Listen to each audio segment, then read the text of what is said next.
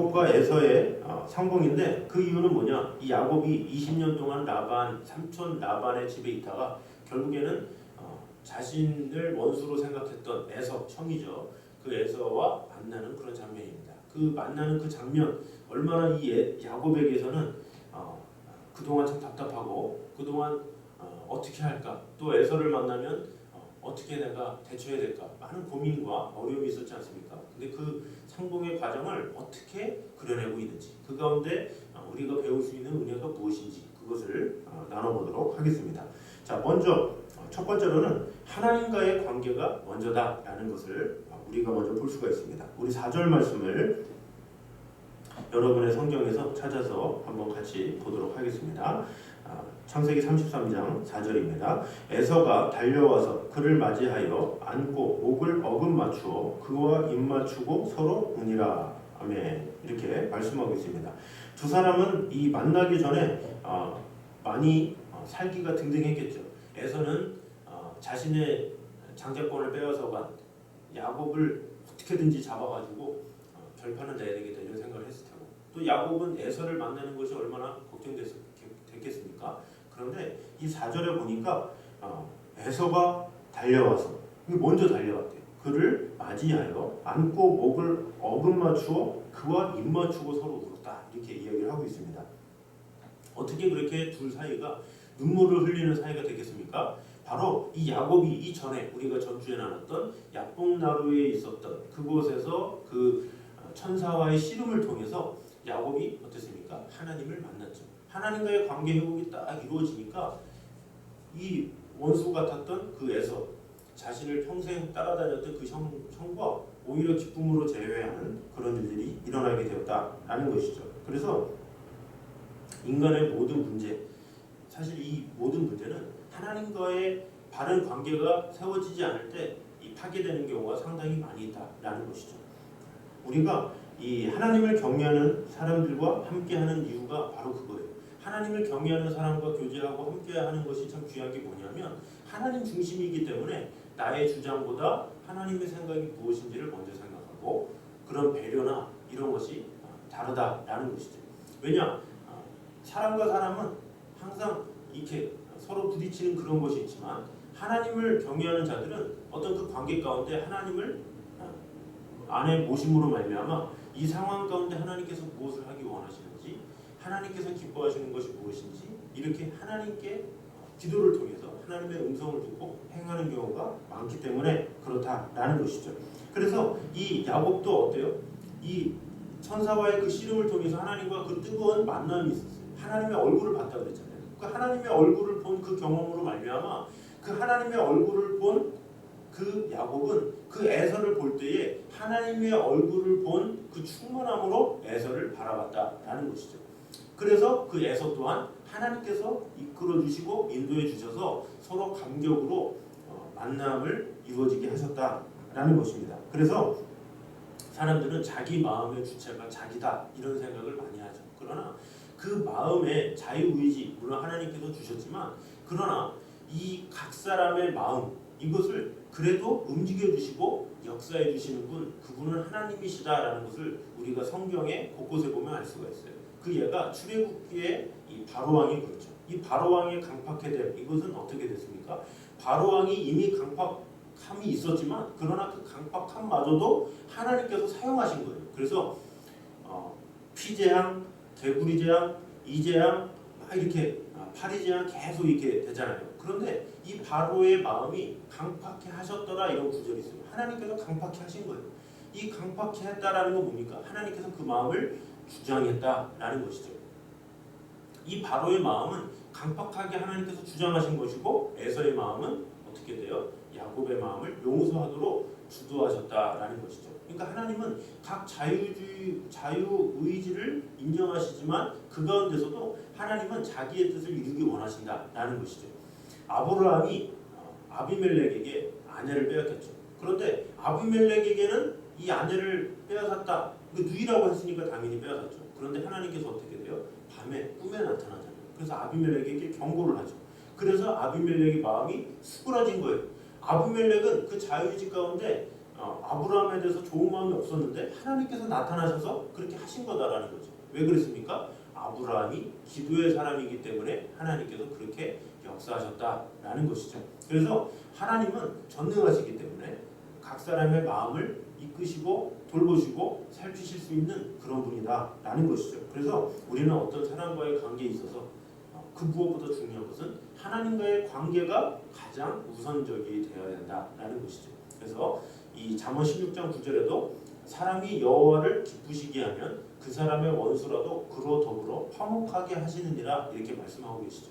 그래서 우리가 하나님을 기쁘시게 할 때 하나님께서는 나와 적된 그 사람들마저도 나의 편이 되게 하시는 그런 하나님의 축복과 은혜가 있다라는 것이죠. 이 야곱도 마찬가지죠. 야곱도 라반에게서 나올 때 어떻습니까? 라반한테 말하지 않고 도망 나오는데 하나님께서 라반에게 나타나시잖아요. 그래서 꿈에 나타나셔서 너 야곱 해하지 마 이렇게 하나님께서 경고하시죠. 그래서 라반이 야곱을 해하지 않고 보내줄 수밖에 없었다라는 것이죠. 그래서 이 세상에 많은 사람들 다 자기 마음대로 자기 뜻대로 자기 생각대로 살지만 그러나 이 모든 것들마저도 하나님의 뜻 안에 있다라는 것을 우리가 알 필요가 있다라는 것이죠. 그래서 우리는 그 무엇보다 그 사람들과의 관계 한 사람 한 사람 내가 다 챙겨주려고 그러고 다 마음을 하려고 그러면 할 수가 없어요. 사람은 다 마음이 다르기 때문에. 그래서 우리는 하나님의 마음에 합한 자로서 내가 하나님께 집중하면 하나님께서 모든 것을 다 이루어 주신다라는 것입니다. 그래서 우리 모두가 이 사람과의 관계 이전에 하나님과의 관계가 먼저 되어야 함을 잘 봄으로 말미암아 우리가 이런 기회를 통해서 나와 하나님과의 관계가 어떠한지를 다시 한번 돌아보며 살아가는 저와 여러분 되시기를 주님의 이름으로 축원합니다. 자, 두 번째는 가는 말이 고와야 오는 말이 곱다라는 것입니다. 자, 우리 3절 말씀을 보도록 하겠습니다. 3절 말씀은 같이 읽겠습니다. 시작. 자기는 그들 앞에서 나아가되 몸을 7번 땅에 굽히며 그의 형 에서에게 가까이 가니. 아멘. 자, 야곱은 7번 땅에 굽혔다 이렇게 말을 하고 있죠. 7은 완전수를 말하죠. 완전수. 성경에 나오는 완전수 7. 그럼 뭡니까? 이것은 7번 했다 이런 행동을 넘어서 완전히 굽혔다. 자신의 몸을 완전히 낮추었다 이런 말이다라고 볼 수가 있죠. 그래서 자신을 철저하게 낮췄기 때문에 야곱이 에서를 만났는데 야곱이 철저하게 몸을 낮췄기 때문에 에서의 마음에 측은함 이것이 생기게 되었다라는 것이죠. 그리고 10절 말씀을 다 같이 한번 보도록 하겠습니다. 10절입니다. 야곱이 이르되 그렇지 아니하니이다. 내가 형님의 눈앞에서 은혜를 입었사오면 청하건대 내 손에서 이 예물을 받으소서. 내가 형님의 얼굴을 배운즉 하나님의 얼굴을 본 것 같사오며 형님도 나를 기뻐하심이니이다. 아멘. 자, 여기 보니까 하나님의 얼굴을 본 것 같다 이렇게 말을 하고 있어요. 이 얼마나 큰 칭찬입니까?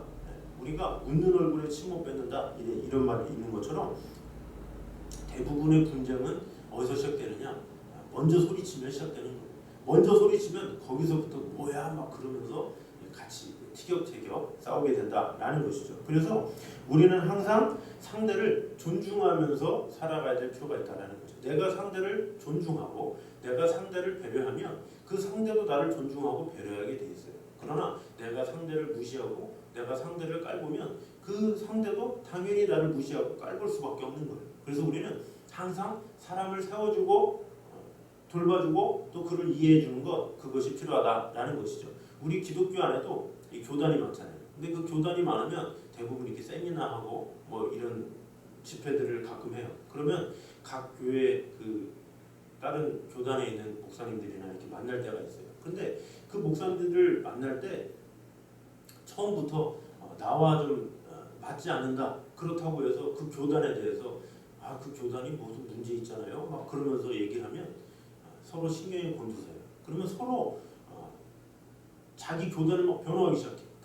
자신이 속한 교단을 별로 안 좋아해도 상대가 그렇게 말했기 때문에 아니라고 막 그러면서 오히려 변호를 하죠. 근데 반대로 제가 참 그 교단을 좋아합니다. 그러면서 이렇게 겸손하게 먼저 그 교단을 세워주고 이렇게 나아가면 오히려 그분은 아니라고 그러면서 오히려 제가 속한 교단을 막 칭찬해요. 그러니까 서로 칭찬하면서 서로를 세워주는 그러니까 어떻게 됩니까? 더 발전적인 얘기를 하게 되고 막 2시간이고 3시간이고 서로 발전적으로 계속 이야기가 건설적으로 진행될 수 있다라는 것이죠. 그러니까 먼저 얼마나 존중해 주느냐, 얼마나 세워주느냐, 이것은 상당히 중요한 문제다라는 것이죠. 그래서 우리가 자녀를 대할 때도 마찬가지죠. 내가 존귀하게. 그래서 이 자녀 교육을 잘하는 이 가정 보면 이 자녀들한테 존댓말을 하잖아요. 이게 자녀들한테 존댓말을 하니까 이 자녀들이 막 이렇게 말을 못한다고 그러잖아요. 그런 것처럼 내가 먼저 어떤 말을 하느냐, 그것에 따라서 자녀가 달라질 수 있고 상대가 달라질 수 있고 내가 나를 바라보는 모든 사람의 태도가 달라질 수 있다라는 것이죠.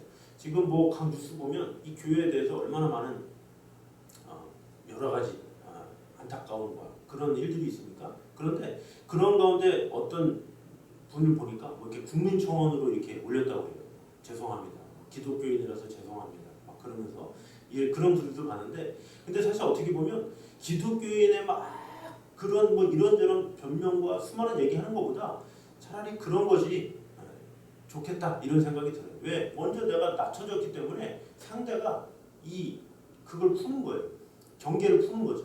그러면 어떻게 돼요? 다 들어준 다음에 아니라고 그러면서 오히려 감싸게 돼 사람의 심리가. 그런데 아니라고 그러면서 막 세상이 뭐 모르는 거라고 막 그러면서 이렇게 하기 시작하면 이 상대도 똑같이 반응하게 될 수밖에 없다라는 것이죠. 그래서 우리가 어떻게 하느냐가 참으로 중요하다라는 것이죠. 그래서 우리는 이런저런 상황에 있어서 나의 목소리를 먼저 높이기보다는 지금 이런 상황에서 우리가 할 수 있는 것이 무엇인지를 알고 하나님께서는 전능하시기 때문에 모든 것을 다 아시기 때문에 모든 상황을 잘 아세요.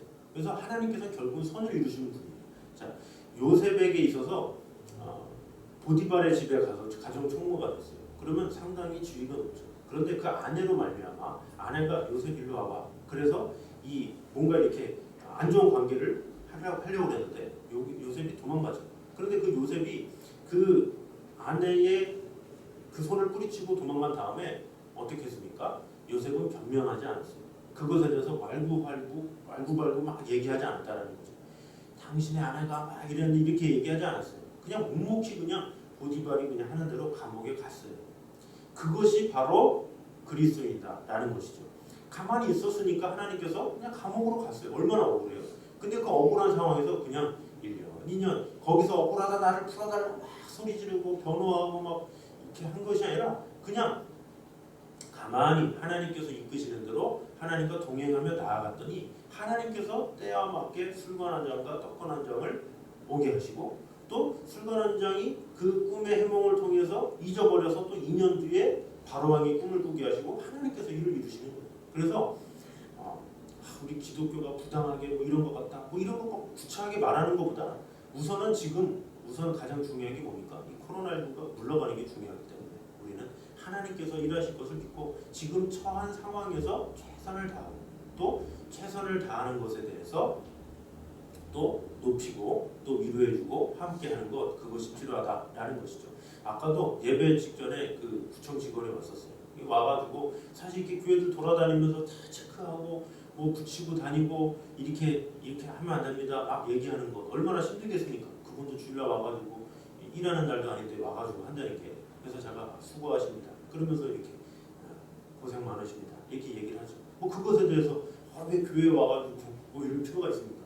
서로 높이고 사랑하고 지금 할 수 있는 그 상황에서 겸손하게 상대를 이렇게 잘 배려하는 것, 이것이 필요하다라는 것이죠. 그래서 빌립보서 2장 말씀에 이런 말씀이 있습니다. 2장 3, 4절에 아무 일에든지 다툼이나 허용으로 하지 말고 오직 겸손한 마음으로 각각 자기보다 남을 낮게 여기고 각각 자기 일을 돌볼 뿐더러 또한 각각 다른 사람들의 일을 돌보아 나의 기쁨을 충만하게 하라. 자, 이렇게 하고 다음에 나오는 말씀이 바로 5절 말씀이에요. 너희 안에 이 마음을 품으라. 곧 그리스도 예수의 마음이니 그는 근본 하나님의 본체시나 하나님과 동등됨을 취할 것으로 여기지 아니하시고. 자, 예수님은 하나님의 아들이에요. 인간의 몸을 입고 이 땅에 오셨어요. 근데 인간의 몸을 입고 이 땅에 왔는데 여러분 임금이 허름한 옷을 입고 마을을 돌아다닌다고 쳐봐요. 그거 되게 획기적인 왕이죠. 자, 어떻게 임금이 자신의 왕을 허름하게 입고 마을을 돌지? 그 마을을 한 번만 돌아도 대단하다 그러는데 예수님은 인간의 몸을 입고 아예 오신 거예요. 아예 오셔서 평생을 사셨어. 그렇게 쉽습니까? 하나님이신데 인간의 몸을 입고 오셨다라는 것이죠. 인간의 몸을 입고 오셔서 어떤 네로 황제의 아들로 오셔서 막 누리다 가신 것도 아니고 가장 낮은 구유에서 태어나셔가지고 그곳에서 무시받으면서 막 그 시골뜨기로서 얼마나 많은 이 사람들의 그런 게 있었겠습니까? 더군다나 예수님이 자신의 사역을 하시면서도 빌라도한테 고난당하시고 여러 가지 많은 억울함과 답답함이 있었어요. 근데 그때 예수님이 뭐라고 했습니까? 뭐라고 한마디 했습니까? 뭐라고 하지 않았어요. 십자가상에서까지 가만히 계셨다라는 것이죠. 그랬더니 어떻게 됩니까? 하나님이 그를 높여 가장 모든 이름 위에 뛰어난 이름을 주사 이렇게 말씀하고 계시죠. 빌립보서 2장 후반절에. 그래서 하나님께서 결국에는 가장 좋게 가장 선하게 이루어 주신다라는 것이죠. 그래서 우리는 하나님의 때를 위해서 우리는 어떤 일이 있다 할지라도 지금 세상이 기독교에 대해서 그러다 할지라도 하나님께서 일하십니다라는 마음을 가지고 우리는 최대한 할 수 있는 나의 뭔가를 변화하고 이렇게 많이 액팅을 취하고 내가 무슨 행동을 통해서 하겠다 이러기보다는 하나님께서 이루실 것이다라는 믿음을 가지고 겸손하게 우리는 주어진 일에 최선을 다하면서 또 고생하고 있는 사람들은 또 격려하고 위로와 함께하면서 이렇게 하는 것 그것이 참 중요하다라는 것이죠. 그래서 예수님의 삶은 다 손해의 삶이었어요. 다 너희들이 좀 억울할지라도 그렇게 살아야 된다. 예수님이 하신 말씀이 그거예요. 그래서 산상수훈 중에 예수님이 하신 말씀 중에 그 5장에 이렇게 나와 있죠. 또 눈은 눈으로 이는 이로 갚으라 하였다는 것을 너희가 들었으나 나는 너희에게 이르노니 악한 자를 대적하지 말라. 누구든지 너의 오른뺨을 치거든 왼편도 돌려대며 또 너를 고발하여 속옷을 가지고자 하는 자에게 겉옷까지도 가지게 하며 또 누구든지 너로 억지로 오리를 가게 하거든 그 사람과 심리를 동행하고 내게 구하는 자에게 주며 내게 꾸고자 하는 자에게 거절하지 말라. 또 내 이웃을 사랑하고 내 원수를 미워하라 하였다는 것을 너희가 들었으나 나는 너희에게 이르노니 너희 원수를 사랑하며 너희를 박해하는 자를 위하여 기도하라. 이렇게 말을 하고 있죠. 이 세상의 모습에 대해서 우리가 그건 좀 불공평하지 않느냐 뭐 이런 게 있잖아요. 그러나 그냥 예수님께서 하신 게 이거예요. 네가 더 손해봐. 손해봐도 그냥 그러려니 해. 이게 하나님께서 하신다라는 거예요. 그러니까 하나님께서 하실 일을 바라보고 그냥 하나님의 절대 주권을 믿고 내가 주어진 것에 최선을 다해라 라는 것입니다. 그래서 우리는 먼저 어떤 상황이든지 내가 좀 억울하다 할지라도 내가 좀 손해봤다 할지라도 그럼에도 불구하고 친절하게 잘 이 모든 것들을 잘 대처해 나감으로 말미암아 결국에는 우리가 겸손하게 이렇게 잘 대처해 나가면 이 모든 것들을 세상에서도 잘 인정해 줄 수가 있는 거예요. 근데 이것에 대해서 뭐 이렇다 저렇다 구차하게 얘기하면 서로 신경전만 벌이고 아무런 열매가 없는 것이죠. 그래서 우리는 먼저 사람 앞에서든 어떤 사람에 대해서든 그를 높이면서 잘 존중할 때 하나님께서 그것을 통해서 일은 하나님이 하시기 때문에 우리가 뭐 이렇게 된다고 저렇게 되고 이런 것이 아니다라는 것이죠. 결국에는 하나님이 일하신다라는 마음을 가지고 우리는 어떤 사람을 대하든지 어떤 상황을 대하든지 친절하게 겸손하게 늘 살아가는 저와 여러분 되시기를 주님의 이름으로 축원합니다. 자, 세 번째는 하나님이 함께 하시면 풍족함을 고백하게 된다라는 것입니다. 우리 11절 말씀 우리 다 같이 보도록 하겠습니다. 창세기 33장 11절 시작. 하나님이 내게 은혜를 베푸셨고 내 소유도 좋카오니 청하건대 내가 형님께 드리는 예물을 받으소서 하고 그에게 강권함에 받으니라. 자, 그리고 9절에 보면 에서도 내가 조카다 이렇게 얘기를 하고 있어요. 9절에 보니까 에서가 이르되 내 동생아 내게 있는 것이 조카니 내 소유는 내게 두라. 아멘. 이렇게 말하고 있어요. 자, 여기 보면 11절에서도 하나님이 내게 은혜를 베푸셨고 내 소유도 조카오니 이렇게 말하고 있고 9절에서도 내 동생아 내게 있는 것이 조카니 이렇게 얘기를 하고 있거든요. 이 한국말 성경을 보면 그냥 서로 조카구나 부족함이 없구나 이렇게 말할 수가 있는데 여기서 이 조카는 단순히 풍부하다 이 말 뜻이 있지만 이 야곱의 조카오니 이 뜻은 뭐냐면 시브리어 원어로 보면 풍부하다라는 의미 외에 모든 것을 가지다 이런 의미가 같이 들어있어요. 왜냐? 에서는 그냥 많은 거죠. 그냥 풍족한 건데 야곱은 뭐라 그럽니까? 하나님이 내게 은혜를 베푸셨고 뭐예요? 은혜는 뭐예요? 계속되는 거예요. 계속되는 풍족이야. 그러니까 에서가 갖고 있는 풍족은 재산을 말하는 거고 야곱이 말하는 그 풍족은 재산을 넘어서 그 재산을 주신 하나님을 말하는 거예요. 그러니까 세상의 어떤 소유의 만족은 어떻습니까? 세상에서 주는 물질이나 이런 것은 그냥 있으면 있는 거고 없으면 없는 거잖아요. 근데 하나님의 은혜는 있으면 있는 거고 없으면 없는 게 아니에요. 항상 있는 거예요.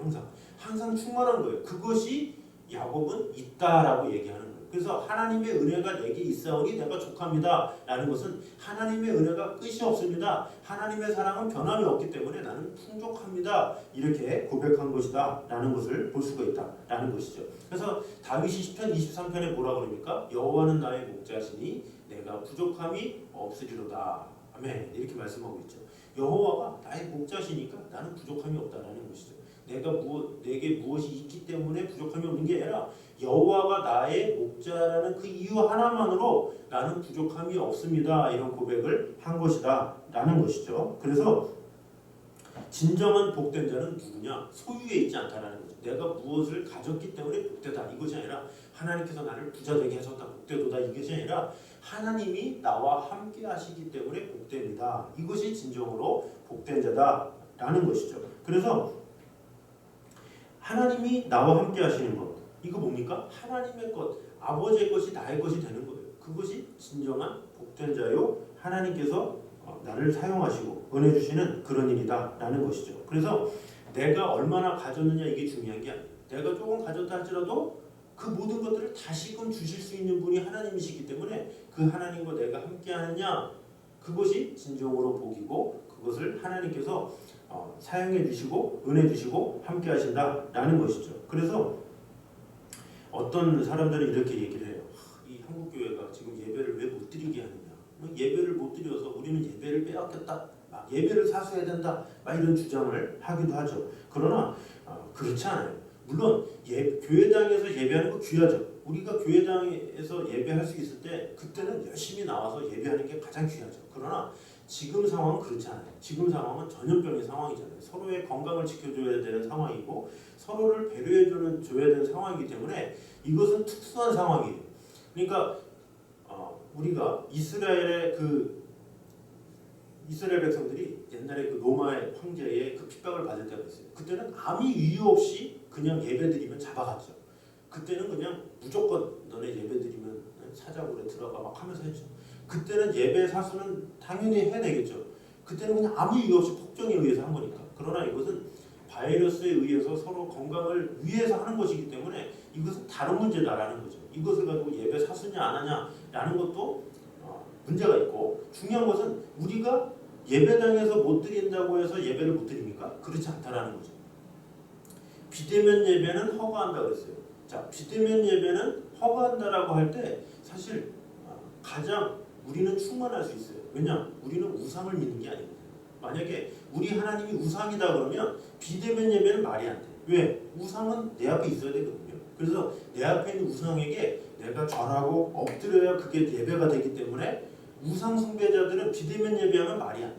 그러나 우리는 하나님을 믿는 자들이기 때문에 전능하신 하나님을 믿는 자들이기 때문에 비대면 예배나 대면 예배나 예배예요.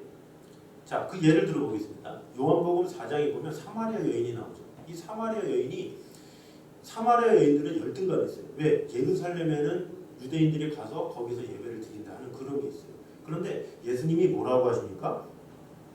자, 요한복음 4장 20절 21절입니다. 우리 조상들은 이 산에서 예배하였는데 당신들의 말은 예배할 곳이 예루살렘에 있다 하더이다. 그러니까 사마리아인들이 나름 예배드리던 곳도 있었고 유대인들이 예루살렘을 고집했어요. 거기서 하나님이 계시다 이런 고집이 있었다라는 것이죠. 그런데 21절에 뭐라 그럽니까? 예수께서 이르시되 여자여 내 말을 믿으라. 이 산에서도 말고 예루살렘에서도 말고 너희가 아버지께 예배할 때가 이르리라 이렇게 말씀하고 있어요. 이 산에서도 말고 예루살렘에서도 말고 이게 뭡니까? 하나님은 이 산에 있는 것도 아니고 예루살렘에만 있는 것도 아니고 어디서나 계신 분이야. 이것을 분명히 말씀하고 계시다라는 것이죠. 그래서 24절에 뭐라 그럽니까? 하나님은 영이시니 예배하는 자가 영과 진리로 예배할지니라. 아멘. 이렇게 말씀하고 있어요. 하나님은 영이시니 이게 참 중요해요.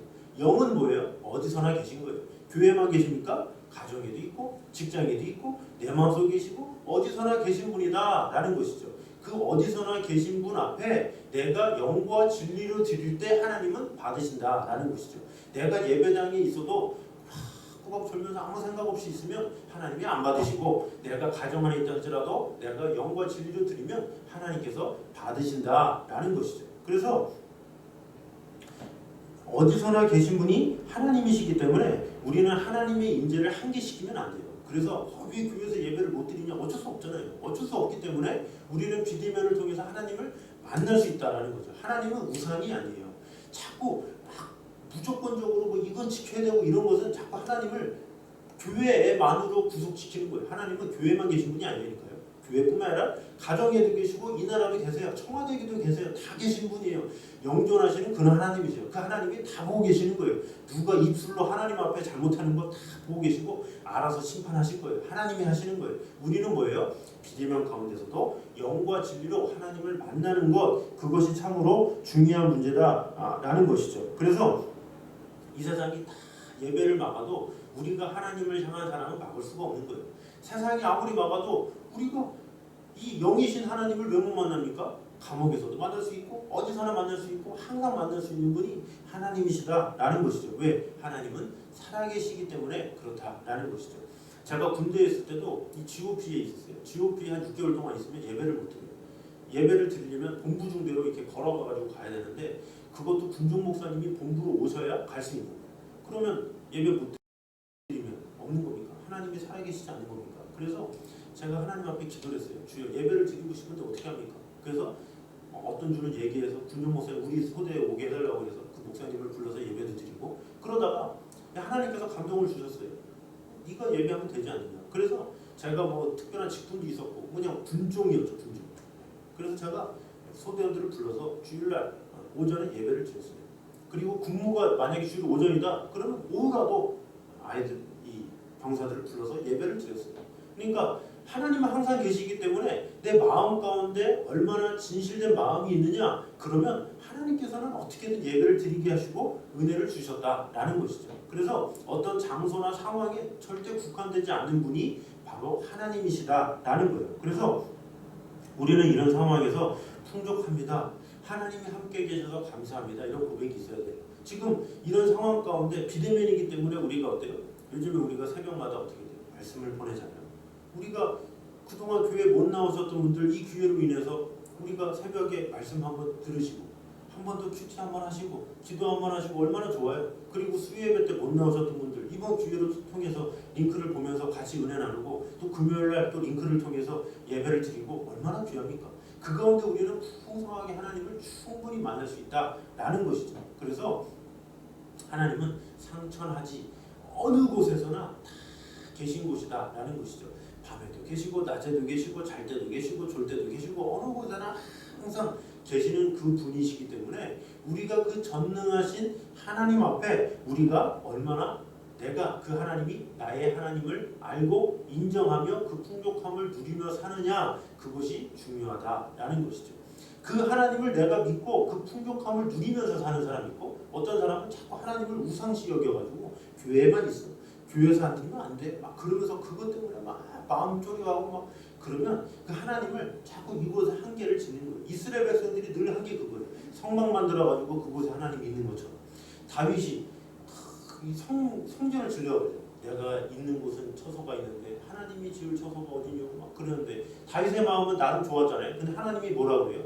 야, 나를 그쪽에 가두지 마. 난 그곳에만 있는 존재가 아니야. 나는 온 천하 온 세계에 있는 하나님이야 라고 하나님께서 얘기하시잖아요. 이 가두지 말라는 거예요. 근데 이스라엘 백성들은 계속 계속 그곳에 가둬서 그곳이 성전이래. 그래서 그곳에 하나님이 계신 것처럼 그곳을 자꾸 거룩하게 만들고 그곳을 되게 막 신성시 시키는데, 하나님은 그렇지 않다라는 거죠. 하나님은 상천하지 어느 곳에나 다 계신 분이시기 때문에 그 하나님을 만나려는 그 마음을 기뻐하시고, 너희 두세 사람이 모인 곳에 내가 그 중에 있느니라 예수님께서 말씀하시죠. 우리가 진실함으로 주님을 찾을 때 우리가 어떤 상황에서도 하나님은 찾아오셔서 만나주시고 함께 하신다라는 것이죠. 그래서 오히려 이런 상황이지만 지금 한국교회가 쉽게 모일 수 없는 상황이지만 오히려 이때 진정한 풍족한 자인지 아닌지는 이때 드러나게 됩니다. 하나님을 항상 경험하고 누리는 사람들은 이런 것에 아랑곳하지 않아요. 자신이 처음 곳에서 예배를 드릴 수 있는 상황에서 예배를 드리는 거예요. 하나님을 만나는 거예요. 그곳에서도 하나님의 음성을 들을 수가 있어요. 하나님의 음성은 길에서도 들을 수도 있고 교회에서 들을 수도 있고 가정에서 들을 수도 있고 꿈에서도 들을 수가 있는 거예요. 하나님은 어디서나 역사하시는 그 하나님이기 때문에 우리가 그 하나님을 절대로 이렇게 우상처럼 이렇게 극소화시키지 말고 어디서나 계신 분이구나. 그 하나님이 나의 하나님이시구나. 그 하나님이 나와 함께 계셔서 나는 풍족하구나. 내가 주님과 동행하기 원합니다. 이런 고백으로 나아감으로 말미암아 늘 나와 함께 계시는 하나님, 전능하신 아버지 하나님, 하나님의 능력이 우리 안에 가득 임하게 됨으로 말미암아 우리 모두가 지금 이 상황에서 더욱더 충만하게 하나님의 이름을 부르며 내가 처음 모든 곳에서 하나님의 이름을 부르며 하나님의 영광을 맛보는 저와 여러분 되시기를 주님의 이름으로 축원합니다. 자, 우리 시간에 주와 같이 길 가는 것 우리 같이 찬양하도록 하겠습니다. 우리 찬양을 통해서 주와 같이 길 가는 것, 내가 어느 곳에 있든지 우리 주님은 항상 동행하십니다. 그것을 늘 기억하면서 우리 기쁜 마음으로 우리 같이 찬양하도록 하겠습니다.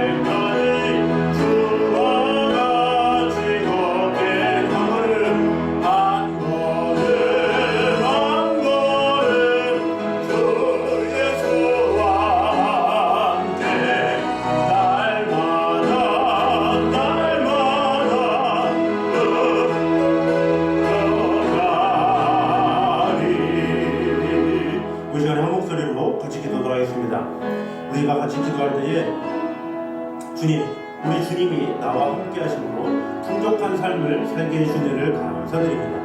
이 비대면 예배 가운데서도 하나님을 만날 수 있음에 감사합니다. 그 하나님을 내가 경험하며 그 하나님을 누리며 어떤 사람에 대해서든지 겸손하게 행하는 자가 되게 하여 주시옵소서. 사람과의 관계 가운데 먼저 하나님과의 관계에 우선순위를 갖는 자가 되게 하여 주시옵소서. 이렇게 한 목소리로 같이 기도하도록 하겠습니다. 살아주신 감사합니다. 아버지 하나님, 우리가 온전한 마음으로 우리 살아계신 하나님을 어떤 예배당에만 국한시키지 않냐고 언제나 어디서나 나와 함께 계시는 그런 하나님이시라는 것을 늘 고백하며 나아갈 수 있도록 주님 지켜주시고 언제나 함께하여 주시옵소서. 그 하나님은 오늘도 살아계셔서 나를 지켜주시고 돌봐주시고 언제나 나와 함께 계신 분이시오니 그 하나님의 임재를 경험하며 그 하나님의 은혜 가운데 온전히 거하며 나아갈 수 있도록 주여 지켜주시고 역사하여 주시옵소서. 하나님의 은혜를 믿습니다. 하나님의 사랑을 믿습니다. 하나님의 은혜에 충만할 가운데 우리와 함께 하시는 주님의 은혜가 우리와 함께 하시는 주님의 사랑이 우리 안에 가득 임할 수 있도록 주님께서 지켜주시고 역사하여 주시옵소서. 우리와 함께 하시는 주님의 은혜를 찬양합니다. 사랑해 주님 감사합니다. 우리가 사람과의 어떤 관계 가운데 많은 어려움이 있을 수 있습니다. 그러나 이 모든 관계를 주관하시고 역사하신 분은 하나님이심을 믿습니다. 그래서 우리는 사람과의 관계 이전에 먼저 하나님과의 관계에 최우선을 가진 그런 자가 될 수 있도록 인도하여 주시옵소서. 또한 우리가 가는 말이 고와야 오는 말이 고울 수 있습니다. 이것이 바로 성경에서 말하는 것처럼 오히려 상대를 높이며 상대를 배려하며 또 상대를 또 헤아릴 때에 하나님께서 가장 또 좋은 기회를 주실 줄 믿습니다. 우리가 비록 어떤 억울한 상황에 처한다 할지라도 우리가 상대를 배려하며 위할 때에 하나님께서 좋은 기회 주시고 은혜 주셔서 가장 선하게 일을 이루시는 분인 줄 믿습니다. 그래서 우리는 어떤 상황에 민감하게 반응하기보다 하나님께 모든 것을 맡기며 나아갈 수 있는 그런 자들 될 수 있도록 지켜주시고 함께하여 주시옵소서. 또한 하나님이 함께 하시면 그 어느 것도 기쁨이 있다라는 것을 더 뛰어넘는 더 놀라운 축복이 우리 안에 거하게 될 줄 믿습니다. 하나님의 은혜가 함께함을 인하여 감사합니다. 하나님의 은혜가 지금 이 시간에도 언제나 함께함을 믿고 감사를 드립니다. 지금 이 시간에 우리는 비대면 예배를 드리고 있습니다. 그러나 하나님은 가정에도 계시고 직장에도 계시고 어디서나 계시는 그런 하나님이십니다. 그 영이신 전능하신 하나님을 내가 믿사오니 감사를 드립니다. 그 하나님을 내가 만날 수 있어서 감사합니다. 우리 주중에도 새벽에도 수요일에도 금요일에도 또 그 외에도 순간 하나님과 동행함으로 말미암아 놀라운 하나님의 은혜와 사랑을 맛볼 수 있는 자가 될 수 있도록 축복해 주시고 함께하여 주시옵소서.